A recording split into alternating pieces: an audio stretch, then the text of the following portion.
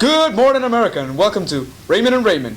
I'm Raymond. This is Chris. It's my other friend, Gabriel, and we're gonna be talking about NFL. What do you think, Chris, are the top moves, or what are the top moves of the off season? For me, the offseason's been pretty packed this year, but one thing that kind of flies under the radar is Jimmy Graham to Seattle. Obviously, trades don't happen a lot in the NFL compared to other sports like the MLB or the NBA, and this one happened really early in the offseason, so it didn't really grab as much attention as some of the other moves and the big free agent signings.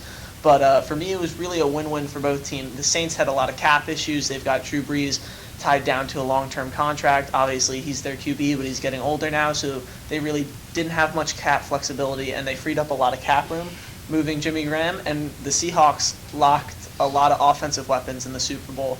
While they did score a decent amount of points, the Patriots' defense at the end of the game is really what stopped them.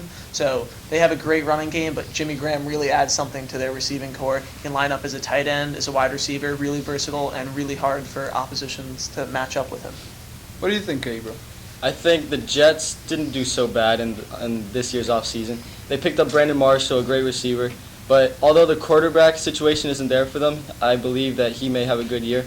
They also picked up Darrell Revis on the defensive side. He's arguably one of the best corners in the game. Also with the Colts, they picked up two great offensive players. They picked up Andre Johnson from the Texans, and they picked up Frank Gore from the Niners. They both had good seasons last year. And the last one that also surprised me was Ndamukong Suh going to the Dolphins. He's one of the best defensive players in the league, coming out of Detroit last year, now joining Miami. I have another important question. How do you think the rookies who will have the biggest impact in this? Obviously, this draft was packed with the QBs at the beginning with Mariota and Winston, and while they will both really help their teams in the long term, I think the biggest immediate impact will be Amari Cooper, the wide receiver, picked 6 overall out of Alabama.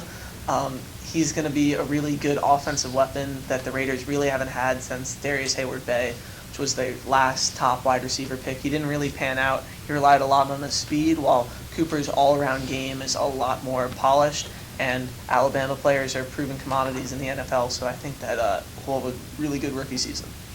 What do you think, Gabriel? I agree with Chris, going with Amari Cooper, but I'm going to say, coming out of Louisville, Devontae Parker for the Dolphins.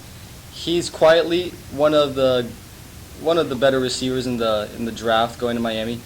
You see Tannehill, he's getting better each year, and I believe this is his year, that Devontae Parker, what a great receiver that he has under his belt, that he's going to go to him more often than, yeah.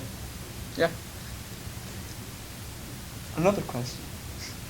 What do you think are the surprise teams you have to watch for this upcoming season? This team might not be as much of a surprise per se, but it's a team that's going to be vastly improved from last season, and that's Chip Kelly's newly formed new personnel Eagles.